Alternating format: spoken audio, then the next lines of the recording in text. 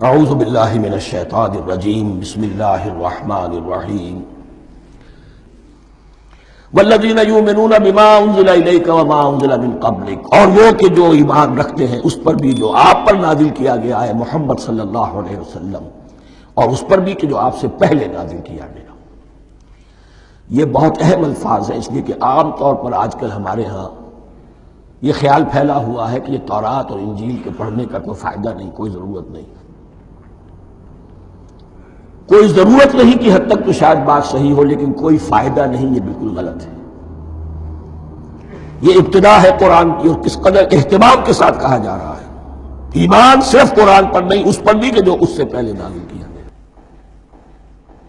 اور سورہ نساء کی آیت، اور سورہ نساء نازل ہوئی ہے کہیں جا کر سن 6 ہجری میں، یا ایھا الذین آمنوا آمنوا باللہ ورسولہ والکتاب الذی نزل علی رسولہ والکتاب الذی انزل من قبل۔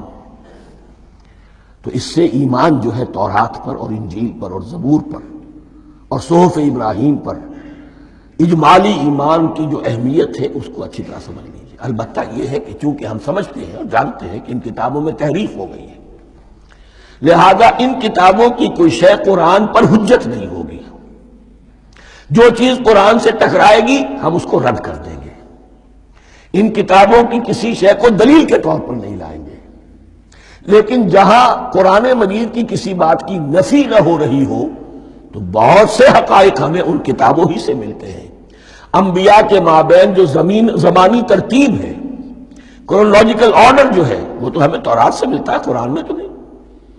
قرآن میں کبھی حضرت نوح کا ذکر بعد میں ہے، حضرت موسیٰ کا پہلے، وہاں تو کسی اور پہلو سے ترتیب آتی ہے، لیکن وہاں ہمیں تاریخ ملتی ہے ابراہیم کی، اسحاق کی، یعقوب کی، انبیاء بنی اسرائیل کی، موسیٰ کی، عیسیٰ کی، یہ ساری چیزیں۔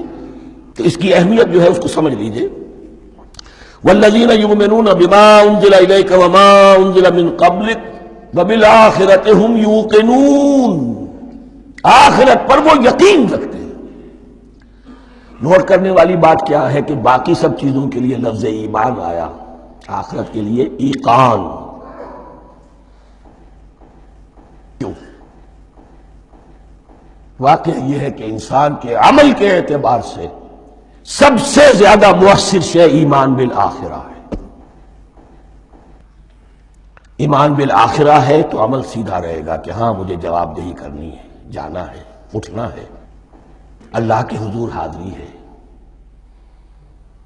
اگر یہ یقین ہے تو عمل صحیح ہوگا۔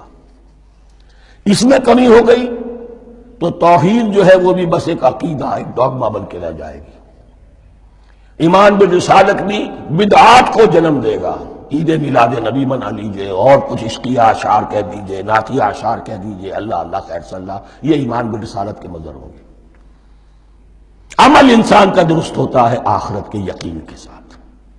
وبالآخرۃ ھم یوقنون، آخرت پر انہی کا یقین ہے، انہی کا یقین ہے۔ یہ حصر بھی ہے اس اعتبار سے کہ یہودی بھی مدعی تھے کہ ہم آخرت پر یقین رکھتے ہیں، یہاں کنٹراسٹ دکھایا جا رہا ہے، آخرت پر یقین رکھنے والے یہ لوگ ہیں، اور تعویل خاص کے اعتبار سے وہ لوگ موجود ہیں تمہاری نگاہوں کے سامنے۔ 13 برس کی محنت کی کمائی محمد الرسول اللہ صلی اللہ علیہ وسلم کی، اس کتاب کی، یتلو علیہم آیاتہ ویزکیہم ویعلمہم الکتاب والحکمہ، اس کا جو نتیجہ ہے وہ تمہارے سامنے۔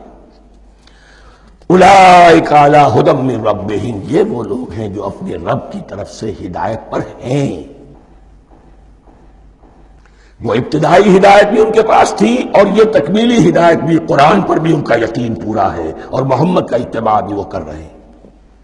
وَأُولَٰئِكَ هُمُ الْمُفْلِحُونَ، اور یہی وہ لوگ ہیں جو فلاح پانے والے ہیں۔ فلاح کا لفظ بھی قرآن مجید کی بڑی اہم اصطلاح ہے، منزل مراد کو پہنچ جانا، کسی باطنی حقیقت کا عیا ہو جانا۔ اسی لیے اس پر پھر گفتگو انشاءاللہ ہوگی سورہ مومنون کے شروع میں، لیکن یہ کہ فلاح پانے والے، کامیاب ہونے والے اصل میں یہی لوگ ہیں۔ تو گویا کہ تعویل خاص میں صحابہ کرام کی طرف اشارہ ہو گیا، تعویل عام میں ہر شخص کو بتا دیا گیا اگر قرآن کی ہدایت سے مستفید ہونا ہے تو یہ اوصاف اپنے اندر پیدا کرو۔ صدق اللہ العظیم.